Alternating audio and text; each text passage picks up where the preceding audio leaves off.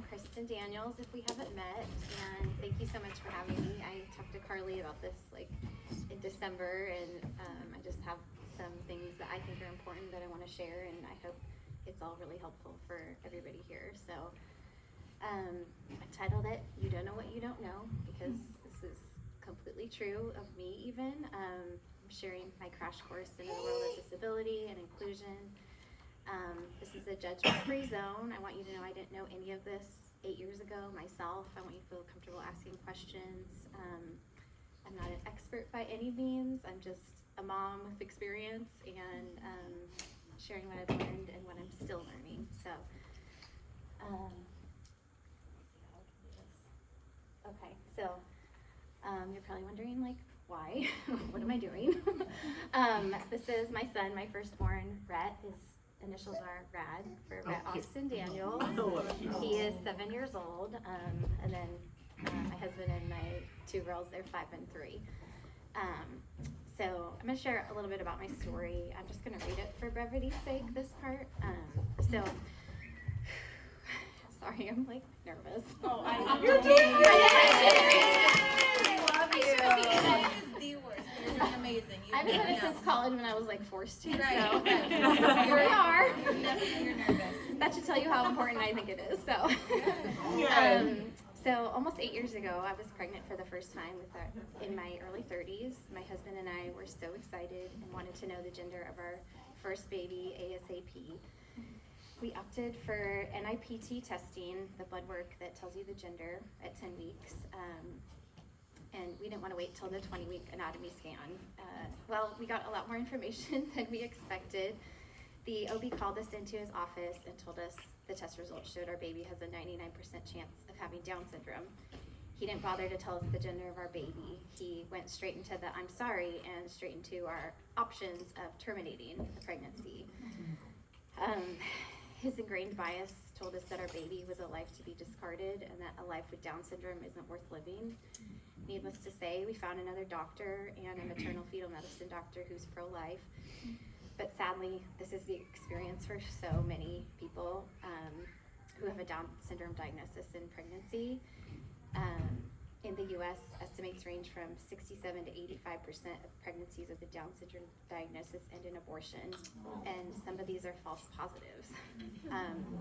It's essentially eugenics, and it's tragic. And after we confirmed the diagnosis through further testing at 12 weeks, we went through all the stages of grief. There were many people I hadn't even told yet that I was pregnant, and then I had this, what felt like heavy news to share at the same time. The first few times I learned that people would react with, I'm so sorry, but that wasn't helpful to me when I was trying to see the positives. They were also unintentionally completely ignoring my baby's humanity or congratulating me on the pregnancy. After I experienced that a few times, I had to teach people how to respond and manage their grief for them in a sense. I would tell them not to say sorry, and now I want to share that with all of you. This is not news to be sorry about. Instead of saying sorry about the diagnosis, congratulate them on their baby, encourage them, support them, let them know they are the perfect parents for this baby, that God doesn't make mistakes, and that you will support them every step of the way. This is not toxic positivity. I want to make that clear. You could sit with them in their grief and acknowledge this is unexpected news for sure, but apologizing for their baby having Down syndrome or any other disability or health issue confirms the world's bias that their lives are less worthy. Rhett has changed my life for the better and made me more understanding, accepting, compassionate person. And he alone is the reason I'm up here today, and his life is so worthy. So thanks for listening to that. I want to share this quote by Ashley. She's a disabled adult and disability advocate. Can you guys all see? So she says, we can go ahead and state a fact here. Disability makes people deeply uncomfortable. The world in general doesn't like to talk about disability. Instead, we talk around it. So somebody somewhere came up with a bunch of unpreferred euphemisms and terms that make it easy to talk around disability, like special needs, differently abled, etc. We can talk openly and honestly about disability. We can call it what it is. There is no shame in that. So today we're going to lean into the awkwardness and talk through how to be inclusive of people with disabilities and one way we're going to talk about is how words and language matter.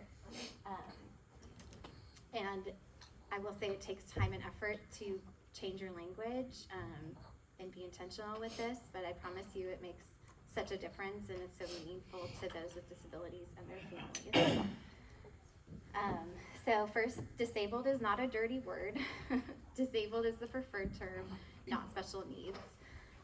Many adults with disabilities prefer the term disabled over special needs, and my son's 7 and nonverbal. He can't tell me what he prefers, so I default to what the adults with disabilities prefer and follow their lead. Many people, I'm sure most of you in the room, use the term special needs, but I don't think anyone has done research, and it's just kind of like what everybody uses, you know, everybody says it, so everybody says it. But by shying away from mentioning like disability, we are reinforcing the notion that being disabled is shameful, which it is not. And then person first language, some of you have probably heard of this. Many in the world of disability prefer person first language, not identity first. So meaning the person is listed before the disability. So an example of person first language is a person with Down syndrome, not a Down syndrome person, or a child with a limb difference, not limb difference child. We want to avoid identity first, which is when the diagnosis is listed before. And some that I hear are like Down syndrome child, or a Downs kid, which don't say Downs, like we just don't say that, but so many people do. They just don't know. That's why I say you don't know what you don't know. And when you do know, you can do better. So, but another one I hear a lot is special needs kid, or the worst one is like that kid is special needs. I mean, people aren't their needs, you know. So, I mean, even if you're going to use special needs, say the child with special needs, you know. Hopefully that makes sense. Yeah. And in my research, I've found that the autism community prefers identity first language, so autistic child versus child with autism. But I think if you're friends with somebody, it's totally okay to ask, and it shows like you understand that language matters, and it's not like you're being weird about it. I think they would appreciate it. So I think if you're ever not sure, you can always ask. And continuing in that vein, what not to say. The R word. Don't use it. It's a slur. We have evolved. It's incredibly hurtful to people with disabilities. Unfortunately, people in positions of power lately and influence have been using this word, and now it's becoming ubiquitous again. And I think people like worked really hard to like not have it used, and then now like, you know, people of power and influence are using it. So there was an article in the New York Times in January that said the word skyrocketing on X, and in 2020 it appeared like 2,000 times a day on the platform, and that's 6 years ago, and now it's 46,000 times a day. What? Wow. On X? Mhm. Wow. So that's more than a 2,000% increase. It's just because like our president's tweeting it out, you know, I'm not making this political, but like, you know, like people are seeing it, and like the more they hear it, the more they think it's okay to use it. Has he said it? Yes. Trump? Yeah, Oh. Wow. and other people of influence. So yeah, it's just like the more people see it, that they think it's okay, you know? Oh my God. Oh, it's phone. Like, is that a baby? It's her freaking sound. It's not. So much. I have to. I'm sorry. Oh my goodness, no, you're good. Sorry. It scared me a little bit. So that's the R word. We can move on. Special needs, like we talked about, no needs are special. They're just human needs. We all have needs, and calling some special is a way of othering those with disability. Handicapped, this is an outdated term. Instead, use the term accessible, like accessible bathrooms, accessible parking. Accessible focuses on the environment being welcoming as opposed to handicap focuses on the individual's limitations. High functioning, low functioning, like imagine saying this about like your coworker, if they're low functioning, you know, like it's like so offensive. And I know people are like, if like high functioning shouldn't be offensive, but I just think you shouldn't use either. Like instead of high functioning, you could say someone who is able to, or a person who, instead of low functioning, you could say a person who is unable to, or a person with high support needs. And then lastly, like we kind of talked about, disability should never be used as an insult. So the moment we all dread is, here's my kids at the market. If you haven't been there yet, you likely dread the day when your kid loudly asks in Trader Joe's, like, why someone looks or acts differently. You know, what's wrong with them? Why do they look like that? Why are they making those noises? And I want to help you feel prepared for those moments and maybe be able to avoid them altogether. And the solution is just to be intentional and upfront with your kids. So simply put, preparation and exposure are key. Disability awareness is like anything else. We have to discuss it with our children to prepare them for interactions in the real world. So a couple ways to gain exposure is volunteering in community, finding somewhere to volunteer where there are people that are disabled. Even volunteering at like a senior center will expose your kids to mobility aids like canes, walkers, wheelchairs, and also cognitive differences. And also getting them out to community events where there will likely be people who are disabled. I mean, like, if you're looking, you'll see it, you know? So, I mean, they are everywhere, and you just have to be noticing. And one of the easiest ways to get ahead of this is to expose your children to people who look and act differently, and Instagram's like an amazing way to do that, just from the comfort of your own home. So here are some Instagram accounts. And there's a lot of children's books too that have. I have that. That's the next slide. Oh, okay, Yeah. No, you're good. So I have these printed out for you too. Oh, wow. Thank you. How many we need? So you can like browse as needed. Cool. Amazing. Oh, this is amazing. Thank you. You guys good? Does everyone get one? Yeah. Okay. So yeah, there's a range of disabilities. I Yeah. have a story about this, and I wish that you literally talked to me about this like last week. But Yeah. we went to visit friends this weekend in Arizona, and my girlfriend's 3-year-old, she just was diagnosed with alopecia and like lost the front half of her hair. And like my son didn't say a word about it until one night we were like going to bed and they were reading, and she wears like a bandana out in the sun, and she didn't have her bandana on. It was like jamming time, and he goes, "Oh, where'd her little hair thing go? Like I liked her better like that." And I was just like, oh my god, like mortified. And the family was like more than fine. They're like, it's okay, she's going through that. Yeah. I should have talked to him better. I felt so bad. I know. It's so normal for kids to be curious. Yeah. You know, and like. And so now we've talked about it. the Yeah, whole thing. I know. If only it was last week. No. Literally, like, that's so Yeah. crazy. Yeah. Well, hopefully it's helpful for next time. Yes, it is.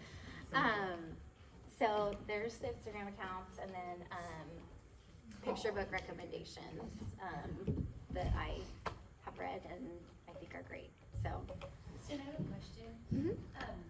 When you're talking to your kids, like, you'd say, oh, that little boy, like, the little boy has a disability, and instead of saying, like, he has special needs, he may need some extra help with X, Y, and Z, or what, like, how should you frame that? Because, like, I don't wanna say they're disabled, cause I feel like that would, like, be too confusing for them. Like, Right. how do you explain it to a young child, I guess?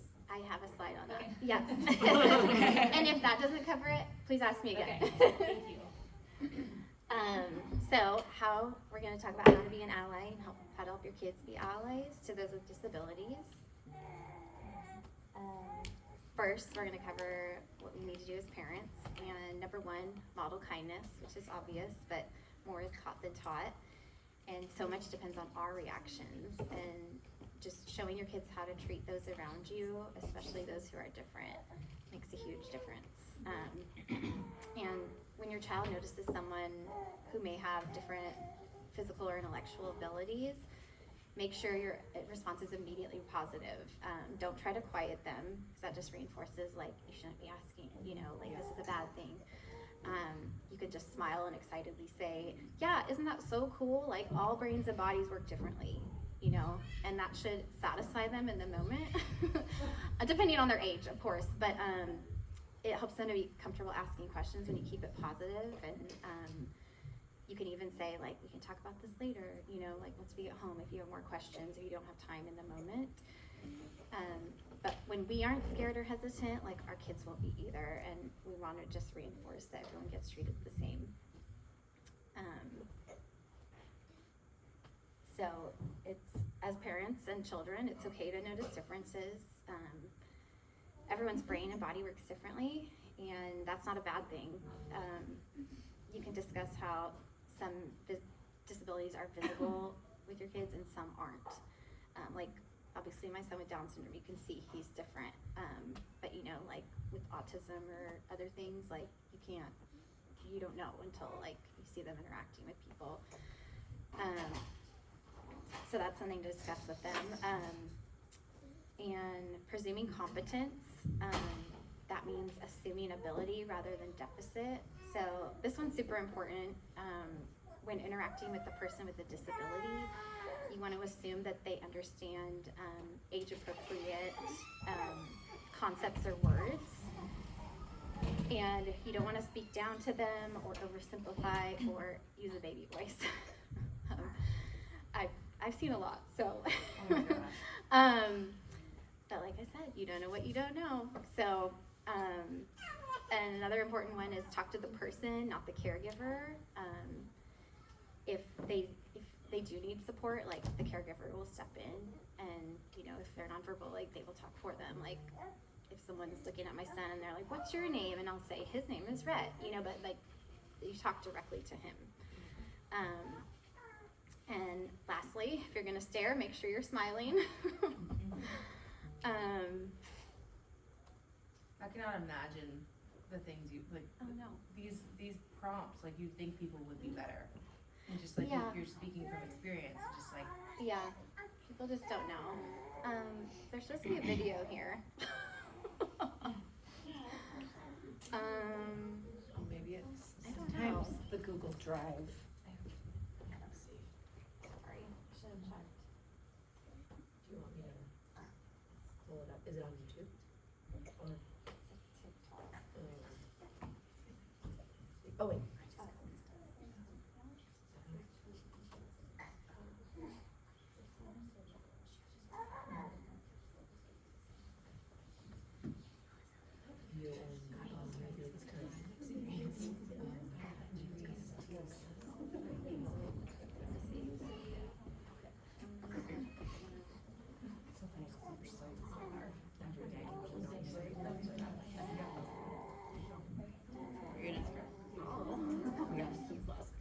Yeah, so we are in demolition. It's off of Jebediah Road, in Mission Drive. Yeah.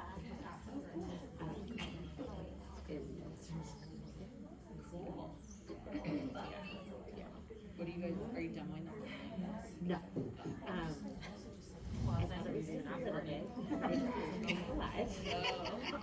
It starts that way, right? It sure does. So like nothing, and then nothing else starts. Yes. This is my. We did one. Yeah. You know, we realized it's like we need a new pocket door for Here's your reassurance. the laundry room. So obviously you need a better door because they're all like Yeah, there. doors on. Right. Am I going to put 3 new doors there and one going over the Right. Yeah. So now we're getting new doors in the middle. Which means you need new hinges and door handles and Probably maybe framing. yeah. Framing, okay. You know, I don't. Okay. Yeah, 3 different floors. We're not doing something. It's not. You're like, What's that now? You're like, whoa. oh, they were, wait, was not that tape?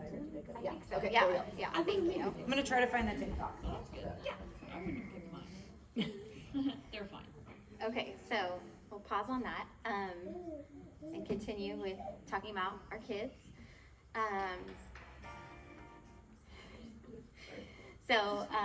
Something we came up with in our house is being a kindness leader. My 5-year-old, when she was in preschool, she was obsessed with being the line leader. And that happened like every 15 weeks. So she's like, am I the line leader? And we're like, no, but you can be a kindness leader every day. Like, so she was like, oh, that's so cool. So that's something we use, and feel free to use that. But it just means like, you know, teaching your children to say hi and include others to play with them. Give them a script like, hi, I'm Dakota. What's your name? Do you want to play with me? Like, simple as that. And discuss often with your kids how to look for others who may be alone, like on the playground or at the tables, and talk with them about inviting them to join you for lunch or to play with you, and be looking for people that could use a friend.